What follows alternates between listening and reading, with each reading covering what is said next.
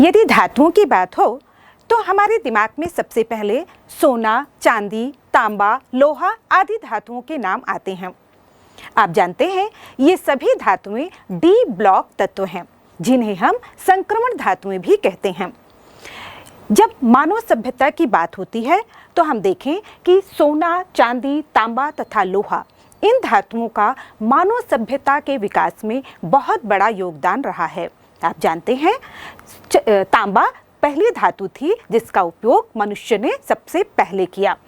लगभग 10,000 वर्ष पूर्व वर्षों से इसके उपयोग के प्रमाण मिलते हैं। सोना, चांदी तथा तांबा इन्हें सिक्का धातुएं भी कहा जाता है, क्योंकि पुराने समय में इन धातुओं के सिक्के बनाए जाते थे।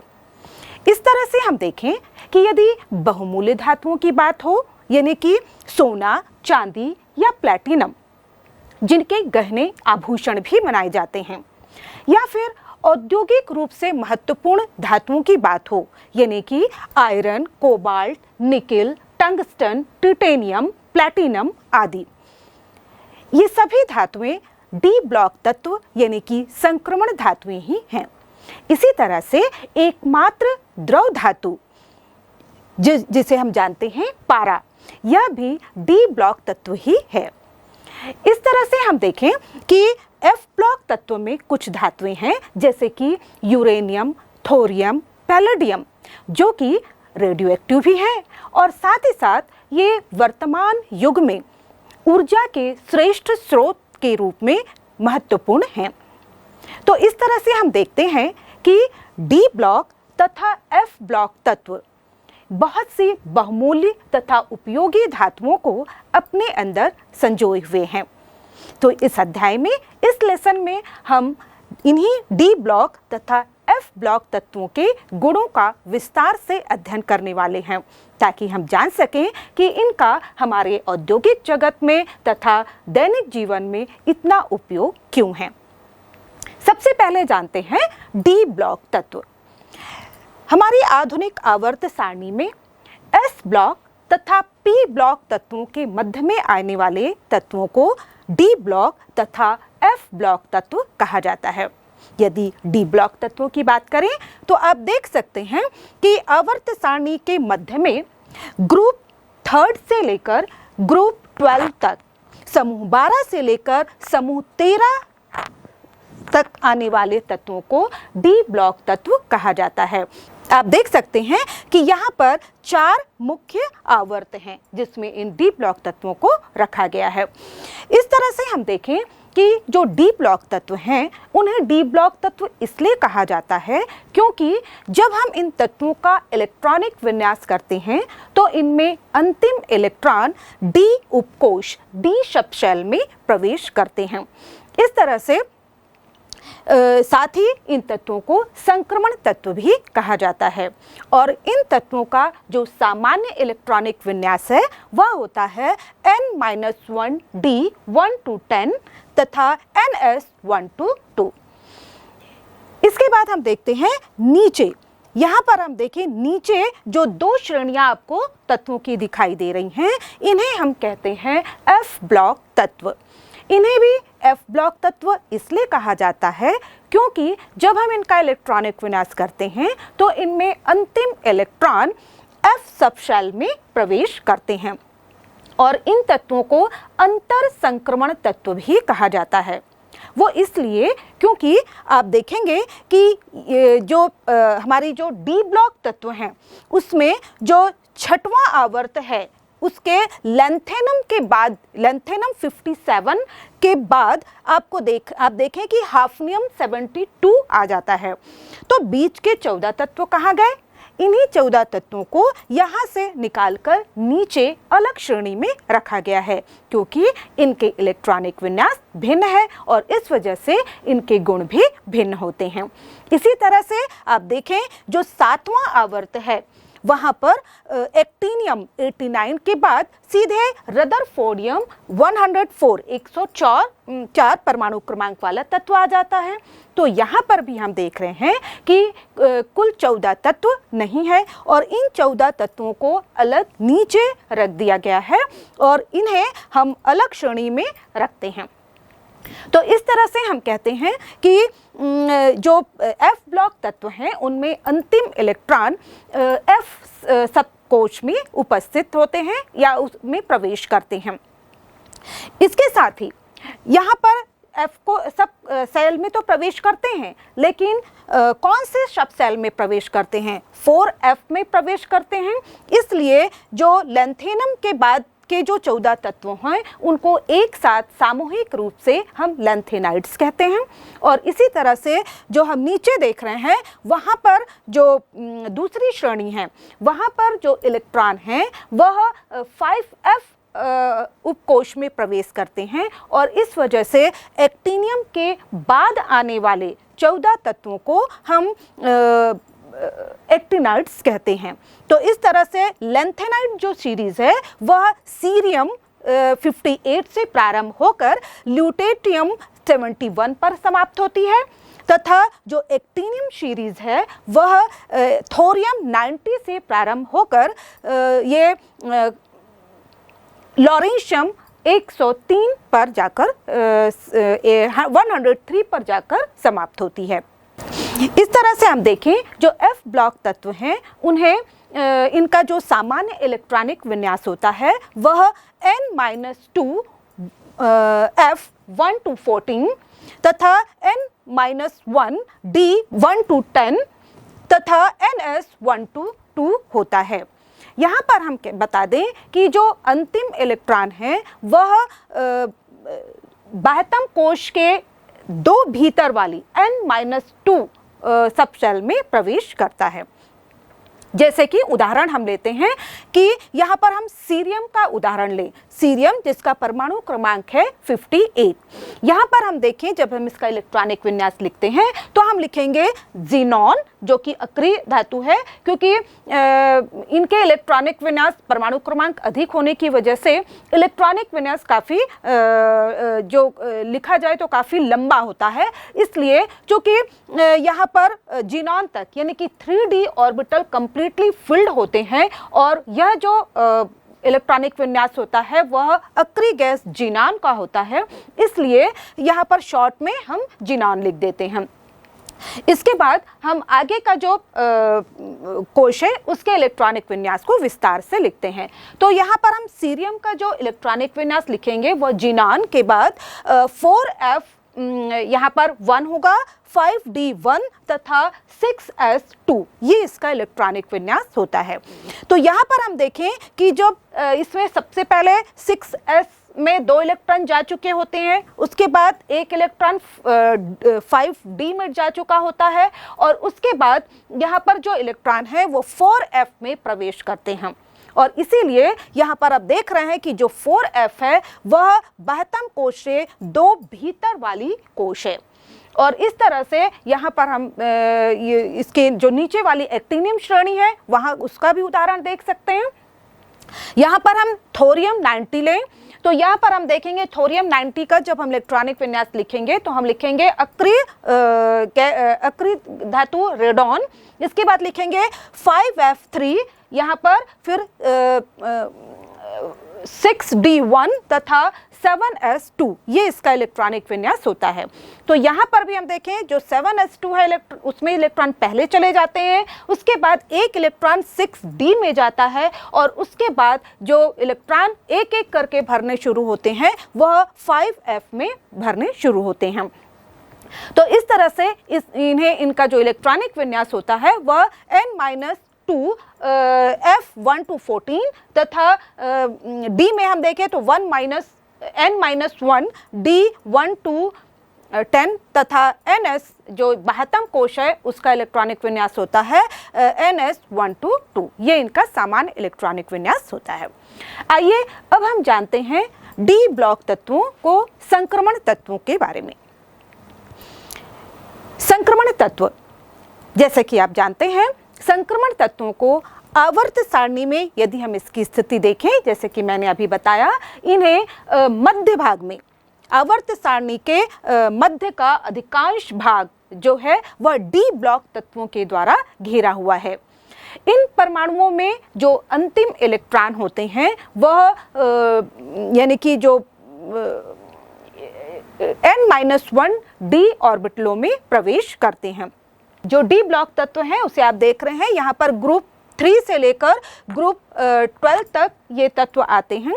यहाँ पर 4 आवर्त हैं और जो अंतिम इलेक्ट्रॉन है किस डी उपकोष में प्रवेश करता है, किस कोष के डी उपकोष में प्रवेश करता है, इसके आधार पर इन्हें 4 नाम दिए जाते हैं। जो अब यहाँ पर चौथे नंबर के आवर्त में जो तत्व हैं उन्हें हम देखें, जो कि स्कैंडियम 21 से प्रारंभ होकर जिंक 30 पर समाप्त होता है। यानी कि scandium 21 titanium, vanadium, chromium, manganese, iron, cobalt, nickel, copper और जिंक। इन तत्वों का जब हम इलेक्ट्रॉनिक विन्यास करते हैं तो अंतिम इलेक्ट्रॉन 3d ऑर्बिटलों में जाते हैं, इसलिए इस श्रेणी को 3d श्रेणी भी कहा जाता है। और साथ ही साथ चूंकि ये संक्रमण तत्वों की पहली श्रेणी है, इसलिए इसे प्रथम संक्रमण श्रेणी भी कहते हैं। इसी तरह से जो 5वें नंबर का आवर्त है उसमें जो अंतिम इलेक्ट्रॉन हैं वह 4d ऑर्बिटलों में प्रवेश करते हैं और इसीलिए इसे 4d श्रेणी भी कहा जाता है। और चूंकि ये संक्रमण तत्वों की दूसरी श्रेणी है, इसलिए इसे द्वितीय संक्रमण श्रेणी भी कहते हैं। इसमें जो आप तत्व देख रहे हैं उसमें आते हैं yttrium, zirconium, niobium, molybdenum, technetium, ruthenium, rhodium, palladium, silver और कैडमियम।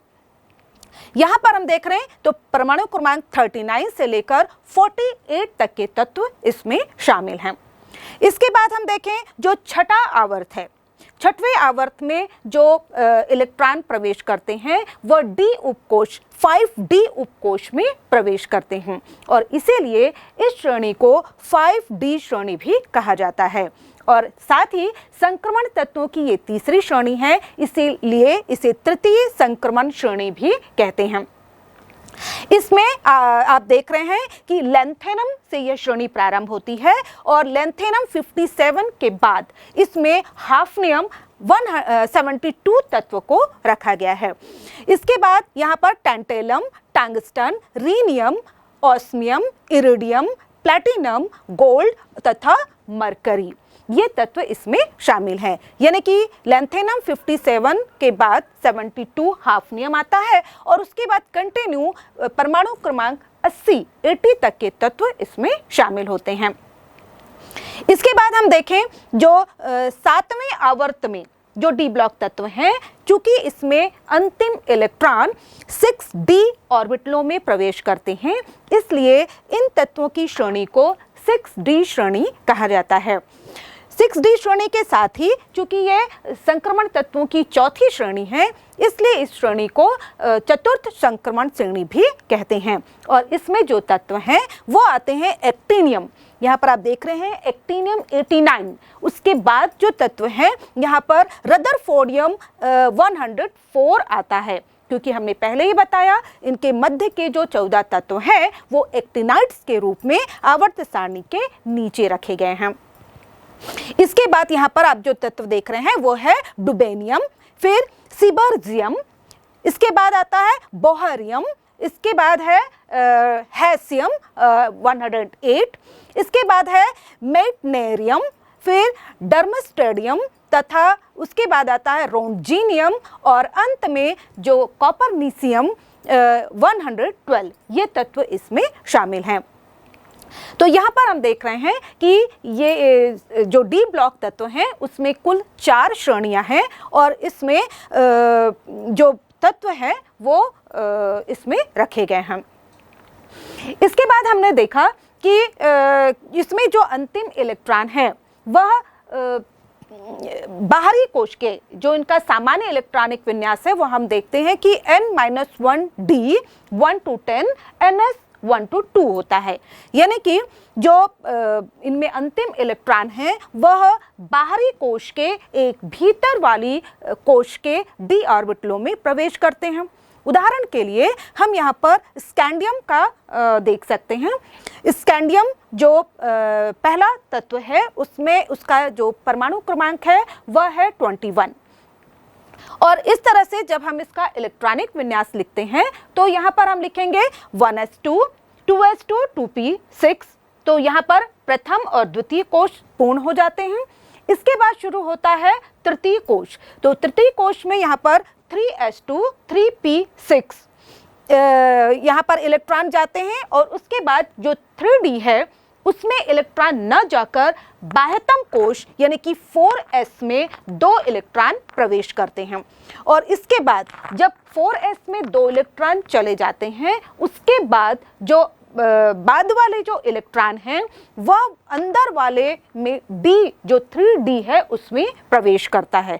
और इस तरह से यहाँ पर हम देखें, जो चित्र में आप देख रहे हैं, जो प्रथम कोश में यहाँ पर 2 इलेक्ट्रॉन हैं, द्वितीय कोश में कुल 8 इलेक्ट्रॉन हो जाते हैं, तृतीय कोश में कुल 9 इलेक्ट्रॉन होते हैं, क्योंकि यहाँ पर जो s के 2 इलेक्ट्रॉन हैं, 3p के 6 इलेक्ट्रॉन हैं और 3d के 1 इलेक्ट्रॉन हैं। तो कुल 9 इलेक्ट्रॉन हुए। और इस तरह से जो बाह्यतम कोश है यानी कि 4s कोश है वहाँ पर 2 इलेक्ट्रॉन होते हैं। तो इस तरह से यहाँ पर जो n-1d जो कहा जाता है उसका मतलब ये है कि ये जो बाह्यतम कोश जिसे हम n कोश कहेंगे उसके भीतर वाले कोश में इलेक्ट्रॉन प्रवेश करते हैं। अब हम जानते हैं संक्रमण तत्वों के बारे में। जैसे कि मैंने पहले ही कहा, डी ब्लॉक तत्वों को संक्रमण तत्व भी कहा जाता है। प्रारंभ में संक्रमण तत्व इन्हें इसलिए कहा जाता था क्योंकि इनके गुण एस ब्लॉक तत्वों तथा पी ब्लॉक तत्वों के मध्य में परिवर्ती होते हैं। जैसे कि आप देखें, एस ब्लॉक जो तत्व हैं वो प्रबल धातुएं होती हैं, है ना, और जबकि पी ब्लॉक तत्वों में हम देखें कि ये इनमें अधात्विक गुण ज़्यादा होता है। और इनका जो डी ब्लॉक तत्वों के की जो धात्विक प्रॉपर्टी है या धात्विक गुण हैं वह एस ब्लॉक और पी ब्लॉक तत्वों के मध्य में होते हैं। इसी तरह से बहुत से ऐसे गुण हैं जो इनके गुण एस ब्लॉक और पी ब्लॉक गुण के ब्लॉक तत्वों के मध्यवर्ती होते हैं। लेकिन आजकल जो IUPAC सिस्टम है उसके अनुसार संक्रमण तत्व ऐसे तत्वों को कहा जाता है जिनके परमाणु की आद्य अवस्था में, ग्राउंड स्टेट में या फिर इनकी जो सबसे सामान्य ऑक्सीकरण अवस्था होती है उसमें डी कोश, डी सबशेल अपूर्ण होते हैं। या हम कह सकते हैं कि जो संक्रमण तत्व हैं वे तत्व होते हैं जिनकी परमाणु अथवा आयन दोनों ही अवस्था में डी सबशेल अपूर्ण होते हैं, उन्हें संक्रमण तत्व कहा जाता है। जिसे हम एक उदाहरण के द्वारा समझ सकते हैं। यदि हम 3D श्रेणी जो प्रथम संक्रमण श्रेणी का उदाहरण लें, जिसमें हम देखते हैं कि यहाँ पर scandium, titanium, vanadium, chromium, manganese, iron, cobalt, nickel, copper तथा जिंक तत्व आते हैं। यहाँ पर हम देखें, जब स्कैंडियम का इलेक्ट्रॉनिक विन्यास हम करते हैं तो इसके जो बाह्यतम कोश, इसका जो इलेक्ट्रॉनिक विन्यास होगा इसमें 4s में 2 इलेक्ट्रॉन होते हैं तथा 3d में 1 इलेक्ट्रॉन होता है, यानी कि इसमें जो डी सबशेल में 1 इलेक्ट्रॉन पाया जाता है। इसी तरह से यहाँ पर जो डी ऑर्बिटल 1 है वह अपूर्ण है। इसी तरह से हम देखें टिटेनियम, इसमें जो इलेक्ट्रॉनिक विन्यास उसका होता है वह है 3d2 4s2। तो यहाँ पर हम देखें यहाँ पर भी जो डी सबशेल है वह अपूर्ण है। इसी तरह से वेनेडियम में देखें, क्रोमियम में देखें तो यहाँ पर हम देख रहे हैं कि डी सबशेल अपूर्ण होता है। इसी तरह से मैग्नीज में देखें तो मैग्नीज में भी हम मैग्नीज 25, इसके बाद आयरन का इलेक्ट्रॉनिक विन्यास आप देख सकते हैं यह 26, यहाँ पर भी हमें अपूर्ण डी ऑर्बिटल दिखाई दे रहा है। इसके बाद कोबाल्ट और निकिल में भी हम देखें तो यहाँ पर हमें अपूर्ण डी ऑर्बिटल दिखाई दे रहे हैं। निकिल में हम देख रहे हैं कि 2 जो ऑर्बिटल हैं वह अपूर्ण है जिनमें कि 1-1 इलेक्ट्रॉन है। इसके बाद हम देखें कॉपर। कॉपर में हम देखते हैं कि जो यहाँ पर जो इसका इलेक्ट्रॉनिक विन्यास दिखाई दे रहा है वह है 4s1 3d10। तो यहाँ पर हम देखते हैं कि जो d ऑर्बिटल है पूरी तरह से भरा हुआ है। तो इस तरह से हम कहेंगे कि चूंकि यहाँ पर कॉपर में का परमाणु इसकी जो मूल अवस्था में है वह d ऑर्बिटल पूरी तरह से भरा हुआ है, इसलिए इसे संक्रमण तत्व नहीं होना चाहिए, लेकिन यह इसकी मूल अवस्था है। लेकिन जब हम इसकी ऑक्सीकरण अवस्था को देखें, जो कि 2+ ऑक्सीकरण, हम जानते हैं कॉपर 2+ ऑक्सीकरण अवस्था प्रदर्शित करता है, और जब यह 2+ ऑक्सीकरण अवस्था प्रदर्शित करेगा तो आप देख सकते हैं इसमें से 2 इलेक्ट्रॉन बाहर निकलेंगे, उसमें से एक इलेक्ट्रॉन 4s में से बाहर जाएगा और जो दूसरा इलेक्ट्रॉन है वह d में से बाहर जाएगा। और इस तरह से इसकी जो ऑक्सीकरण कृत अवस्था होगी, यानी कि कॉपर 2+ अवस्था में इसका जो इलेक्ट्रॉनिक विन्यास होगा उसमें हम देखेंगे कि यहाँ पर D9 कॉन्फ़िगरेशन हो जाएगा, और इस स्थिति में यहाँ पर एक जो d ऑर्बिटल होगा वो अपूर्ण होगा।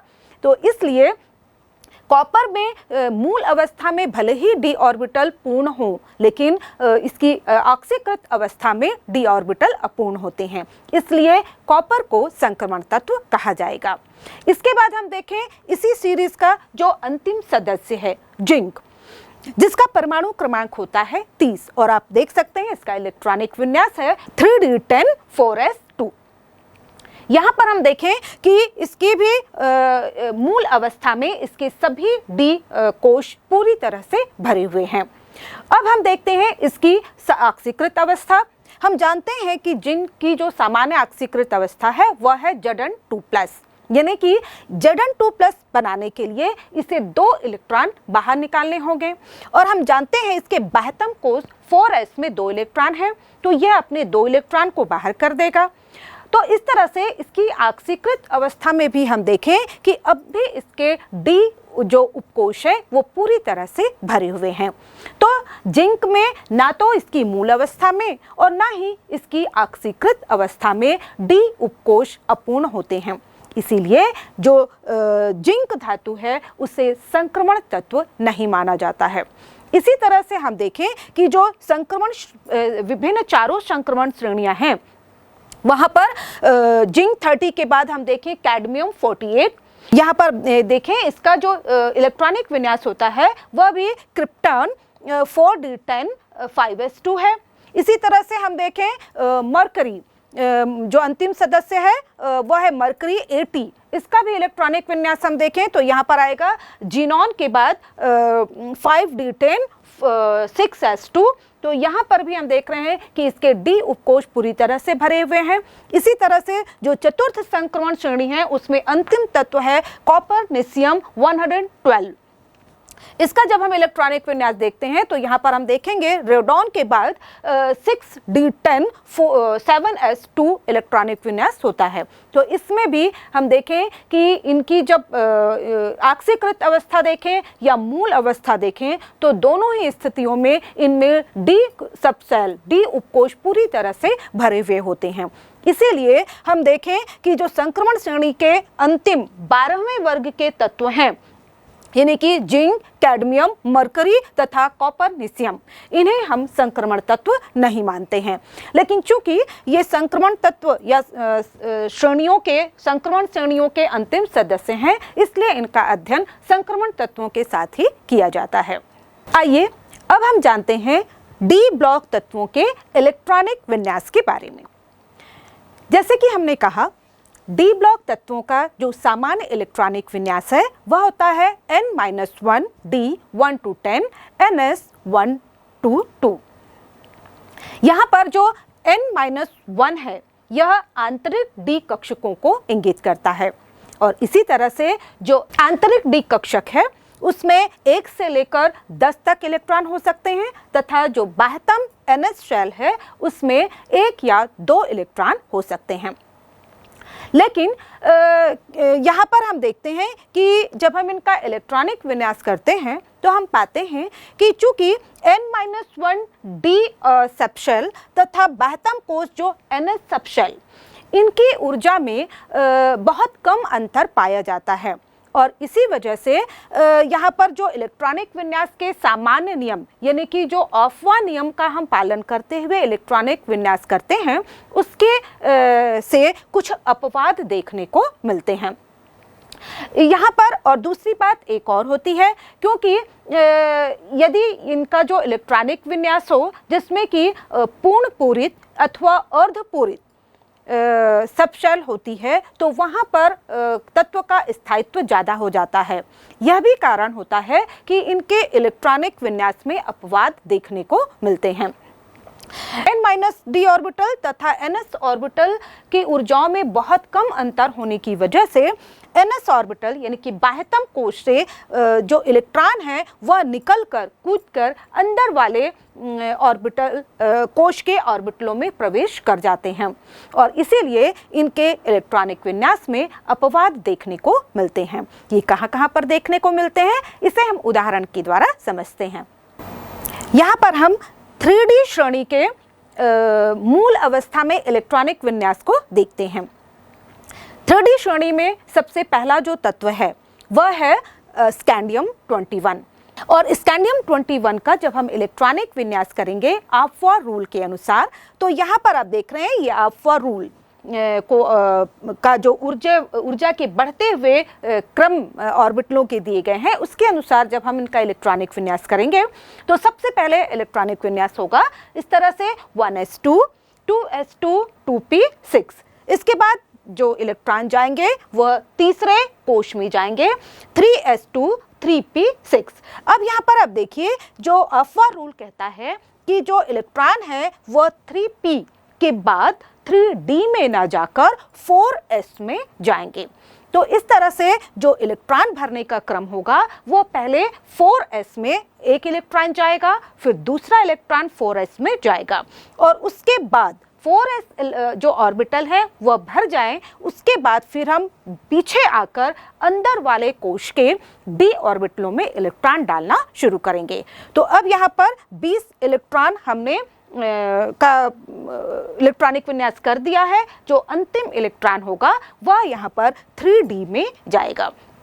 तो इस तरह से जो स्कैंडियम, लेकिन यहाँ पर हम 4s को भरेंगे पहले, लेकिन लिखते समय हम 3d को ही पहले लिखेंगे। लिखते समय हमें 4s को पहले नहीं लिखना है, क्योंकि 4s जो एक कक्ष है और कक्ष को हम की जो स्थिति होती है वह 3d के बाद ही 4d कक्ष की स्थिति आएगी, इसलिए 4d कक्ष को हम पहले नहीं लिख सकते। तो इस तरह से स्कैंडियम का जो इलेक्ट्रॉनिक विन्यास होगा वह होगा 1s2 2s2 2p6 3s2 3p6 3d1 4s2। इसके बाद हम देखते हैं सामान्य विन्यास। यहाँ पर टिटेनियम का होगा। टिटेनियम में यही विन्यास होगा, केवल जो d सबशेल है उसमें 2 इलेक्ट्रॉन प्रवेश करेंगे। इसके बाद वैनेडियम में d सबशेल में हम देखें 3 इलेक्ट्रॉन जाएंगे। इसके बाद आता है क्रोमियम जिसका परमाणु क्रमांक होता है 24। यहाँ पर हम जब इलेक्ट्रॉनिक विन्यास करेंगे तो हम यहाँ पर 4s में 2 इलेक्ट्रॉन डालने के बाद हमारे पास 4 इलेक्ट्रॉन बचते हैं, जिसे हम एक एक करके d उपकोश के ऑर्बिटलों में डालते हैं। लेकिन यहाँ पर अपवाद देखने को मिलता है। यहाँ पर हम देखें कि जो 4 इलेक्ट्रॉन हैं वह 4d में जाने के बाद जो स्थिति मिल रही है यानी कि 3d4 4s2, इस स्थिति में यदि एक बदलाव कर दिया जाए यानी कि 4s में से एक इलेक्ट्रॉन जंप करके 3d में आ जाता है, तो यहाँ पर आप देखें कि जो d उपकोश है वह अर्धपूर्ण हो गया है। प्रत्येक 5 ऑर्बिटलों में एक एक इलेक्ट्रॉन है और हम जानते हैं कि किसी भी उपकोश में जो पूर्ण पूरित ऑर्बिटल हो या फिर अर्धपूर्ण ऑर्बिटल की जो अवस्था होती है वह सबसे स्थायी होती है और हर तत्व स्थायित्व प्राप्त करना चाहता है। इसलिए यहाँ पर जब क्रोमियम का इलेक्ट्रॉनिक विन्यास होगा तो यहाँ पर हमें अपवाद देखने को मिलता है। तो यहाँ पर हमें ध्यान देना है कि जब हम क्रोमियम का इलेक्ट्रॉनिक विन्यास हम अफवा रूल के अनुसार न लिखते हुए इसे अलग लिखते हैं और यहाँ पर क्रोमियम 24 का इलेक्ट्रॉनिक विन्यास जो होगा बाह्यतम कोश का वो हो जाता है 3d4 5,4s1। इसके बाद हम चलते हैं आगे मैग्नीज 25 में।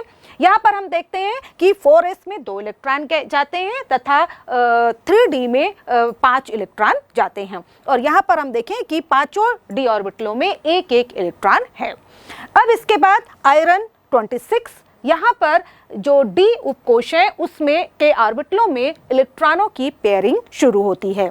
तो यहाँ पर जो d उपकोष का पहला जो ऑर्बिटल है उसमें 2 इलेक्ट्रॉन जाएंगे। इसके बाद आता है कोबाल्ट 27। इसमें हम देख रहे हैं कि फिर से पेयरिंग होगी। यहाँ पर जो इलेक्ट्रॉनिक विन्यास होगा वो 3d7 4s2 होगा। इसके बाद निकेल का जो इलेक्ट्रॉनिक विन्यास होगा वो 3d8 4s2 होगा। इसके बाद हम आते हैं कॉपर 29 में। कॉपर 29 में जब हम सामान्य इलेक्ट्रॉनिक विन्यास लिखते हैं तो यह होता है 3d9 4s2। यह है ऑफवा रूल के अनुसार इलेक्ट्रॉनिक विन्यास।